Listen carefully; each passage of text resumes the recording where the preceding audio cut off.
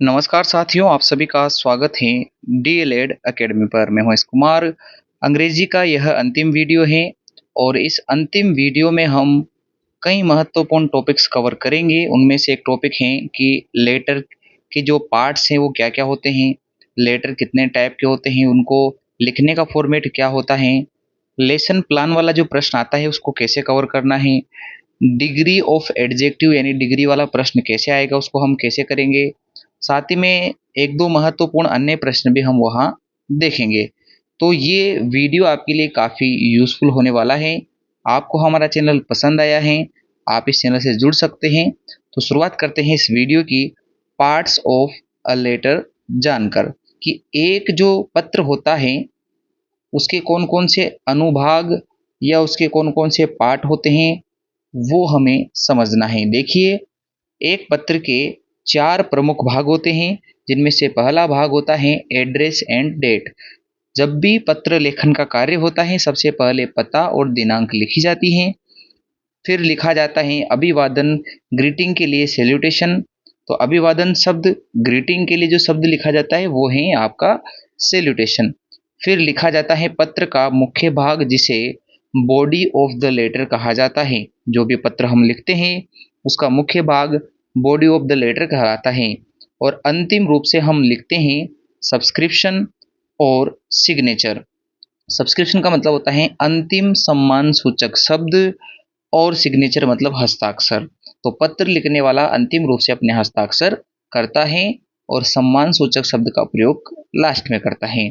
और ऐसे ही अभिवादन करने के लिए सैल्यूटेशन वर्ड होता है और शुरुआत में हम एड्रेस और डेट सबसे पहले यूज करते हैं।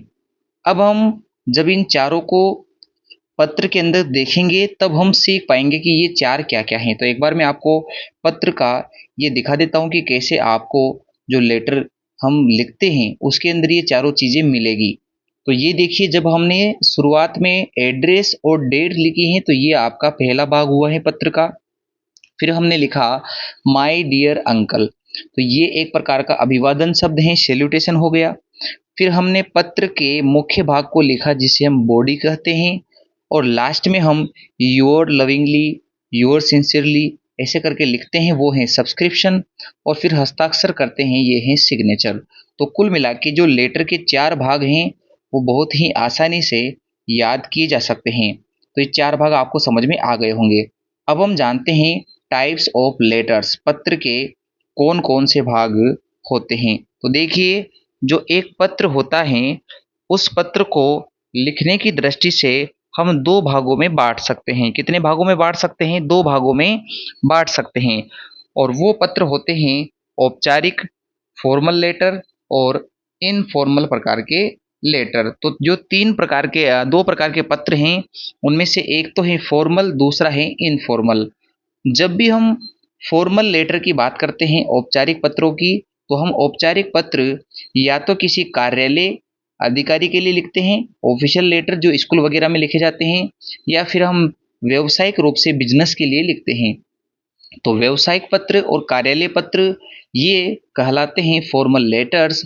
और किसी सगे संबंधी को, अपने जान पहचान वाले को और अपने घर वालों को, अपने दोस्तों को जो लेटर लिखे जाते हैं उनको हम अनौपचारिक पत्र या फिर पर्सनल लेटर्स के नाम से भी उसे कहा जाता है। यानी व्यक्तिगत पत्र और इनफॉर्मल पत्र दोनों एक हैं, क्योंकि ये फैमिली और फ्रेंड्स के लिए यूज में लिए जाते हैं। अब पर्सनल लेटर का फॉर्मेट कैसा होगा? तो इसमें देखो, आप चाहे फॉर्मल लेटर लिखो चाहे इनफॉर्मल लेटर लिखो, दोनों में ये 4 चीज़ें आना ज़रूरी हैं: एड्रेस, डेट, सैल्यूटेशन, बॉडी और लास्ट में सब्सक्रिप्शन एंड सिग्नेचर। तो इनका फॉर्मेट क्या है इसको समझते हैं। देखिए, जब भी हम फ्रेंडली लेटर, पर्सनल लेटर लिखेंगे तो सबसे पहले पत्र में हमें एड्रेस और डेट यहाँ लिखना है। ये एक खाली फॉर्मेट हमने आपके लिए डिज़ाइन किया है। अगर आपको लेटर्स को समझना है कि लेटर्स किस टाइप से लिखते हैं तो हम आपको एक डिस्क्रिप्शन में वीडियो का लिंक देंगे। पिछले वर्ष हमने पढ़ाया था कि लेटर्स को एक्चुअल में अगर प्रश्न में आए तो कैसे लिख के आना है। ये तो आपको केवल एक फॉर्मेट समझाया जा रहा है कि इस फॉर्मेट से आप लेटर लिख पाओगे। तो अगर आप चाहते हैं कि आपको लेटर्स का एक पर्टिकुलर वीडियो हो जिसमें आपको लेटर्स के भाग भी समझाए जाए और लेटर्स लिख के कैसे आने वो भी समझाया जाए, तो आपको वह वीडियो डिस्क्रिप्शन से देखना है, जो आपका जिसका लिंक मैंने यहाँ आपकी वीडियो के डिस्क्रिप्शन बॉक्स में दिया है। तो पहले हम फॉर्मेट समझ लेते हैं कि यदि हम उसको बिना देखे भी जाए तो हम स्वयं भी लिख पाएँ। तो सबसे पहले आपको ऐसे ऊपर जो है दाएँ या बाएँ किसी भी स्थान पर एड्रेस और डेट लिखना है, जिसको आप हेडिंग के नाम से यहाँ जान रहे हो। फिर हमें ग्रीटिंग या सैल्यूटेशन के लिए लिखना है डियर फ्रेंड और या उसका नाम लिख देंगे। तो यहाँ देखिए चूंकि फ्रेंडली लेटर हैं तो हम डियर फ्रेंड लिख सकते हैं, डियर अंकल लिख सकते हैं, डियर आंटी लिख सकते हैं, डियर फादर लिख सकते हैं, या आपके फ्रेंड का नाम है तो फ्रेंड के स्थान पे उसका नाम लिख सकते हैं। ये होता है सैल्यूटेशन पर्सनल लेटर में, इनफॉर्मल लेटर में। फिर उसके बाद बॉडी। अब बॉडी में कम से कम 4-5 लाइनें आपको लिखनी है। 4-5 लाइनों में आप मुख्य जानकारी लिखोगे जिससे संबंधित आपने पत्र लिखा है। यानी आपने अगर अपने दोस्त को बधाई देने के लिए पत्र लिखा है तो आप जो है उससे संबंधित 4-5 लाइनें लिखोगे। और फिर लास्ट में लिखोगे यूअर लविंगली, आपका प्रिय। ये हो जाएगा सब्सक्रिप्शन इस लाइन में क्लोजिंग करने के लिए। और फिर लास्ट में अपने सिग्नेचर, अपना नाम जो है यहाँ हस्ताक्षर के रूप में लिख दोगे। तो ये होता है फ्रेंडली लेटर, पर्सनल लेटर लिखने का फॉर्मेट। अब चलते हैं वह लेटर जो फॉर्मल लेटर के रूप में आता है उसको कैसे लिखना है। देखो फॉर्मल लेटर औपचारिक पत्र जो होता है, जैसे स्कूल वगैरह में जो लिखने के लिए काम में लिया जाता है, किसी कार्यालय में आप जब लिखते हो, जैसे कि आप एसडीएम को लिख रहे हो, आप किसी न्यूज़पेपर के एडिटर को लिख रहे हो, तो उसके लिए जो फॉर्मल लेटर है उसका फॉर्मेट कैसा होता है। तो सबसे पहले जो लेटर भेज रहा है, जैसे आप लेटर लिख रहे हो भेजने के लिए, तो आप अपना एड्रेस और वो डेट मेंशन करोगे सबसे पहले। फिर एड्रेस और डेट आपने मेंशन कर दी। अब आप जिसको भेज रहे हो, जो आपसे लेटर प्राप्त करेगा, उस व्यक्ति के बारे में उसका पता यहाँ लिखोगे। उसके बाद आप लिखोगे अभिवादन शब्द। अब याद रखिए फॉर्मल लेटर जो होता है औपचारिक पत्र, इसमें अभिवादन के लिए आपको सिर्फ सर और मैडम का ही यूज करना है। क्यों? क्योंकि आप डियर शब्द का यूज यहाँ न करें। औपचारिक जो हैं ये आपके क्लोज संबंध को नहीं दर्शाएंगे, ये केवल आपसे पत्राचार यानी कि आप इनके माध्यम से उनसे केवल आपकी बात पहुंचाना चाहते हैं, तो सर का यूज यहाँ किया जाता है। और ये आपसे पेपर में भी पूछ चुका है कि औपचारिक पत्र जो होते हैं फॉर्मल लेटर, उनमें सैल्यूटेशन ग्रीटिंग के लिए कौन सा वर्ड यूज करते हैं, सर।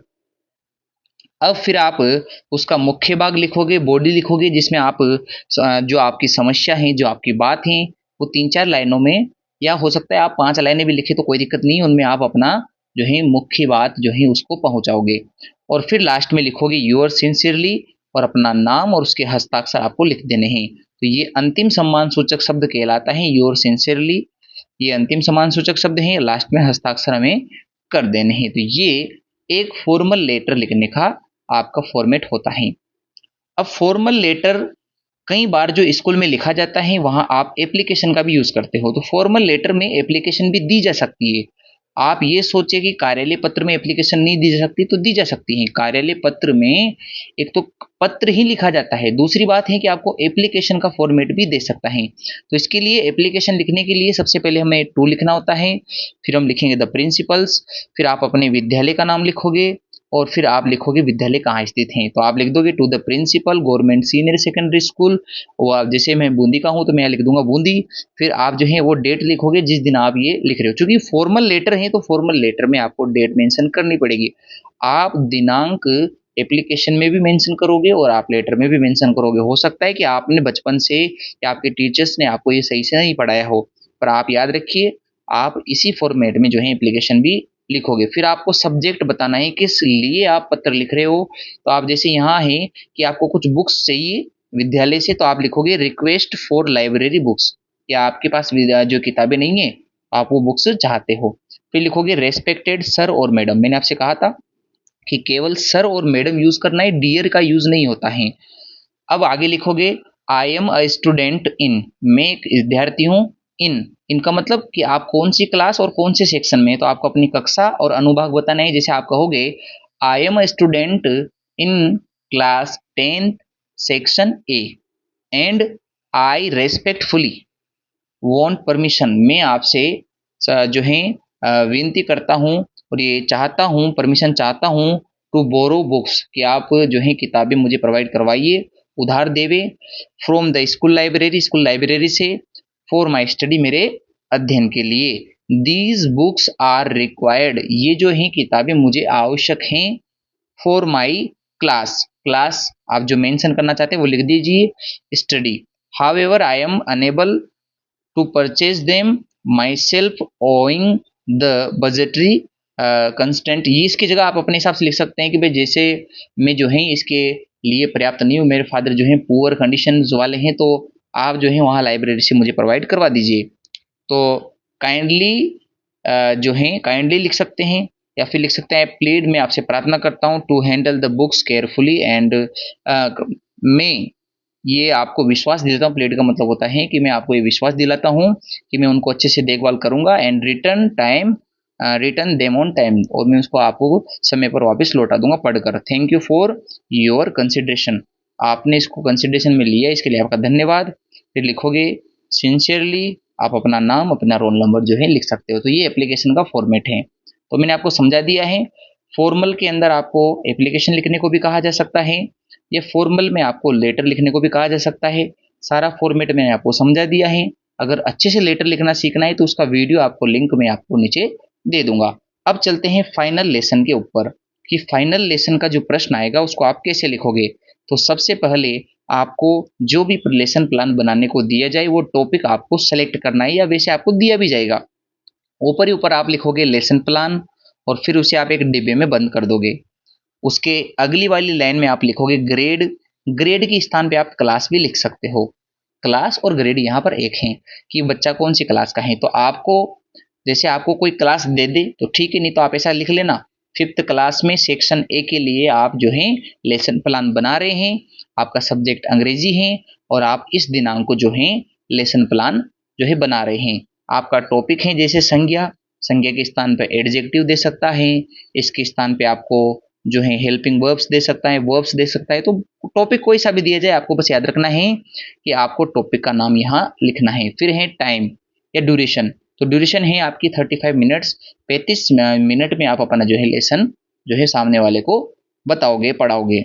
फिर है लेसन फोकस एंड गोल्स, कि जो आप पार्ट बना रहे हैं इसके क्या गोल्स हैं, क्या लक्ष्य हैं, वो आपको बताना है। तो आप इस लक्ष्य से पढ़ा रहे हैं कि the student will be able to define, कि जो विद्यार्थी वो इस योग्य बन जाए कि वो नाउन को परिभाषित कर सके और उसके प्रकारों को भी बता सके कि कौन कौन से उसके प्रकार हैं। तो आप ये कॉमन लाइन याद कर सकते हैं। मैंने यहाँ जो लाइंस यूज की हैं आप as it is line use कीजिए। अगर आपको एडजेक्टिव वाला प्रश्न दे दे तो आप यहाँ नाउन्स के जगह पे एडजेक्टिव और इट्स काइंड्स लिख सकते हैं। अगला देखिए, फिर आपसे कहेगा कि मटेरियल नीडेड, कौन कौन सी सहायक सामग्री की आवश्यकता है। तो देखिए, जब हम लेसन प्लान देने जाते हैं, लेसन प्लान करते हैं, तो वहाँ रोल अप बोर्ड, वो काले कलर का बोर्ड आता है जिसको दीवार पे टांगना होता है रोल करके। तो एक तो रोल अप बोर्ड चाहिए, चौक चाहिए, पॉइंटर मतलब आप जो पेन वगैरह या फिर छोटा डंडे नुमा जो लेके जाते हो स्केल टाइप का, उसे कहते हैं पॉइंटर। माइंड मैप चार्ट, उसके साथ एक अतिरिक्त चार्ट लेके जाओगे जिसमें आपके नाउन्स के जो हैं एग्जाम्पल वगैरह होंगे, और आप जिस बुक से पढ़ा रहे हो उस बुक भी आपके पास होगी। तो ये हमें मटेरियल चाहिए होते हैं। फिर ये लर्निंग ऑब्जेक्टिव, किस उद्देश्य से आप जो है सिखाना चाहते हैं, तो आपका उद्देश्य ये है, तो आप उसमें भी ऐसा ही लिखोगे, they will be able to identify nouns, कि अगर वो जो है हम उनको सिखाएंगे तो वो एबल, काबिल हो जाएंगे, इस काबिल हो जाएंगे कि वो नाउन्स को पहचान लेंगे। नाउन्स के स्थान पे कोई दूसरा टॉपिक दे दे तो आप वो लिख सकते हो। फिर आपको पर्टिकुलर एक एक्टिविटी स्ट्रक्चर डिजाइन करनी है, और उस एक्टिविटी के अंदर आप लिखोगे कि नाउन्स क्या होते हैं। इसकी जगह पे कोई दूसरा टॉपिक दे दे तो उस टॉपिक को आप पहले परिभाषित करोगे, फिर उसके टाइप्स बताओगे। और जैसे जैसे मैंने यहाँ नाउन्स बता दिया कि जो नेमिंग वर्ड होते हैं वही नाउन है, यानी जो प्रत्येक नाम है वही संसार में एक नाउन कहलाता है। और ये 5 टाइप के होते हैं, इनके एक एक एग्जाम्पल, और आप इनको कह दोगे इनका प्रकार ये होता है। तो जो भी आपको बिंदु दिया जाए सबसे पहले उसकी परिभाषा लिखनी है, फिर उसके टाइप्स लिखने हैं, और जैसे वो आपका एक्टिविटी कंप्लीट हो जाए फिर आपको असेसमेंट आकलन करना है, बच्चों को जो है असाइनमेंट देना है। तो फिर इसके लिए आप वही जो है आपने परिभाषा जो लिखी है उसी परिभाषा को नीचे पूछने के लिए दे दोगे। राइट व्हाट इज नाउन, जैसे मैंने यहाँ लिखा कि noun are called nouns are called naming word. जो नाउन्स होती है वो हम नेमिंग वर्ड के नाम से, नाम बताने वाले शब्द के नाम से जानते हैं। तो इसे हम कह देंगे राइट व्हाट इज नाउन, लिखो कि नाउन क्या होती है। फिर हमने जो एग्जाम्पल्स लिखे हैं इनमें से हम प्रश्न बना देंगे कि find the correct noun for the following words. निम्न शब्दों के लिए आप इन नाउन्स में से बताइए कि कौन सा नाउन इनमें है। जैसे जयपुर है, प्रॉपर नाउन है क्योंकि व्यक्तिवाचक संज्ञा है, आपको विशेष स्थान का नाम दे रखा है। मिल्क है, दूध, शक्कर, चाय, धातु वगैरह ये होते हैं मटेरियल नाउन, तो ये हमने बता दिया। ऐसे पुलिस, क्लास, ग्रुप ये जो होते हैं ये हैं समूह, समूह बताने वाले होते हैं कलेक्टिव नाउन। तो ऐसे करके आप जो है असेसमेंट को भी लास्ट में लिख सकते हैं। तो पूरे 6 नंबर के लिए आप एक फॉर्मूला यूज कीजिए कि लास्ट में से 2 प्रश्न देने हैं। आपके एक्टिविटी के अंदर आप एक तो परिभाषा दे दोगे और एग्जाम्पल समझा दोगे। मटेरियल में आप ये लिख सकते हो। ऑब्जेक्टिव में आपको एज इट इज लिखना है, नाउन्स के स्थान पे कोई दूसरा टॉपिक देते तो वो ऐड कर देंगे। और लेसन के गोल वगैरह में भी आप ऐसा ही लिखोगे। आपको यहाँ टॉपिक का नाम लिख देना है, ये एज इट इज रहेगा। डेट आप अपने हिसाब से मेंशन कर सकते हो, ये एज इट इज रख देना, ये एज इट इज रख देना। तो आपका एक पूरा लेसन प्लान 6 नंबर का तैयार हो जाएगा। आई होप आपको ये समझ में आ रहा होगा। आगे बढ़ते हैं। अब समझते हैं द 3 डिग्रीज या डिग्री ऑफ एडजेक्टिव। विशेषण के लिए 3 प्रकार की डिग्रियां काम में ली जाती हैं, यानी कि किसी भी शब्द की विशेषता 3 प्रकार से बता सकते हैं। एक तो सामान्य रूप से बता सकते हैं कि जैसे द बॉक्स इज लार्ज, एक बॉक्स है वो बड़ा बॉक्स है। ठीक है, यहाँ आपने कोई तुलना नहीं की है। जब हम तुलना करके बताएंगे तो हम कहेंगे the box is larger than that one. तो दिस बॉक्स, ये जो बॉक्स है ये बड़ा है दैट वन। तो इसकी तुलना में कोई दूसरा 2 बॉक्स रखे हुए हैं और आप दोनों की तुलना कर रहे हैं। तो तुलना करने के लिए आपने यहाँ लार्ज पहले शब्द यूज किया था, अब आप लार्जर यूज कर रहे हैं। तो लार्जर मतलब कि एक से बड़ा दूसरा है। तो तुलना करने वाली डिग्री को कॉम्पेरेटिव डिग्री भी कहा जाता है। इसके उदाहरण हम जब नीचे देखेंगे तो आप बहुत ही आसानी से समझ जाओगे। फिर तीसरा होता है सुपरलेटिव डिग्री। जो सबसे जो सुपीरियर होता है, जो सबसे अच्छा होता है, जो बेस्ट होता है, उसे सुपरलेटिव डिग्री कहा जाता है। और आप इस तीनों उदाहरण से यहाँ सीख सकते हो। जैसे सामान्यतः कोई लंबी पेंसिल है तो आप कह दोगे लॉन्ग, तो ये एक पॉजिटिव डिग्री है। फिर इससे थोड़ी, जैसे 2 पेंसिलें हैं तो ये छोटी हैं और ये थोड़ी और बड़ी हैं, दोनों लंबी तो हैं पर इससे ज़्यादा लंबी ये हैं। तो लॉन्ग से बड़ा शब्द हमने यूज़ किया लॉन्गर। ये बताता है तुलनात्मक डिग्री, कॉम्पेरेटिव डिग्री को। और सबसे अगर लंबी 3 पेंसिलों में से कोई है ऊपर वाली तो उसके लिए हम कहेंगे लॉन्गेस्ट। तो ये है सुपरलेटिव डिग्री, इससे फिर कोई बड़ा नहीं होगा। तो तीनों डिग्रियों को आप इन डायग्राम से समझ सकते हो। ऐसे ही एक और डायग्राम है, छोटी पेंसिल है, शॉर्ट पॉजिटिव डिग्री, इसमें कोई तुलना नहीं कर रहा है। अगर इसके पीछे ई आर लग गया तो ये हो जाएगा शॉर्टर, ये छोटी हो गई है। जो है कि भाई इसकी तुलना में ये छोटी है, उससे तो छोटी है, वो भी छोटी है पर वो उससे छोटी है।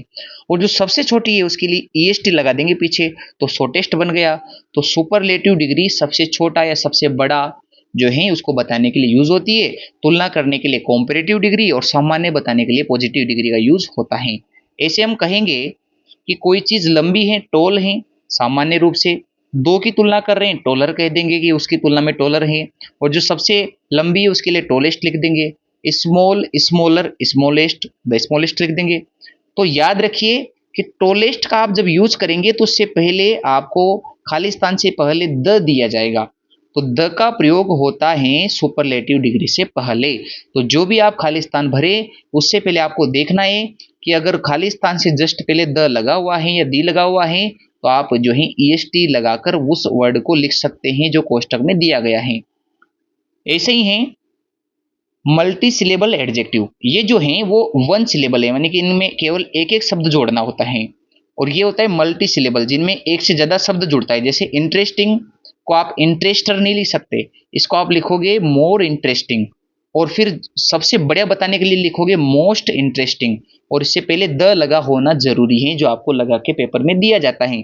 द यहाँ पे मैंने मेंशन तो किया है पर आपको पेपर में जरूर दिया जाएगा। ऐसे ही एक्सपेंसिव महंगा, मोर एक्सपेंसिव, और फिर आ जाएगा मोस्ट एक्सपेंसिव। ऐसे ही ब्यूटीफुल, मोर ब्यूटीफुल और मोस्ट ब्यूटीफुल। जो सबसे ज्यादा ब्यूटीफुल है उसके लिए मोस्ट लगा दिया, और जो 2 की तुलना में ज्यादा ब्यूटीफुल है उसके लिए मोर लगा दिया, और जो केवल ब्यूटीफुल इसको ब्यूटीफुल लिखा जाता है।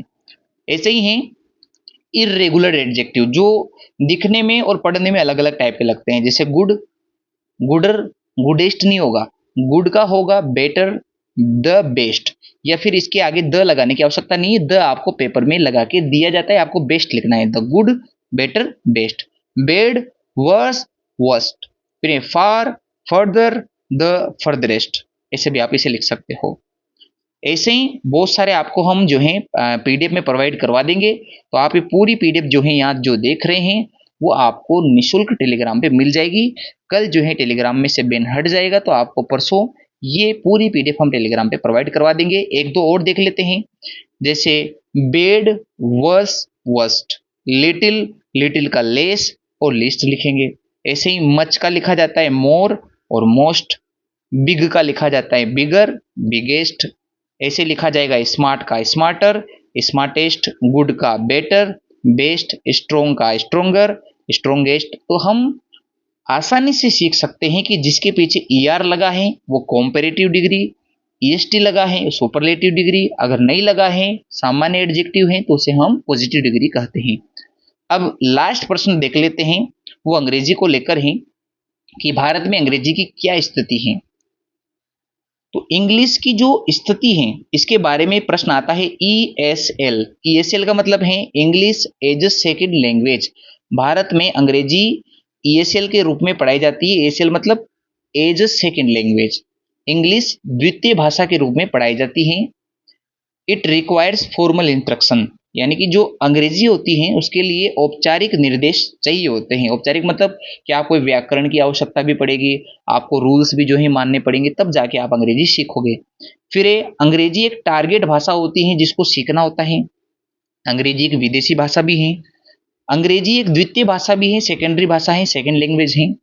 और English in India today needs to be taught as a language for communication.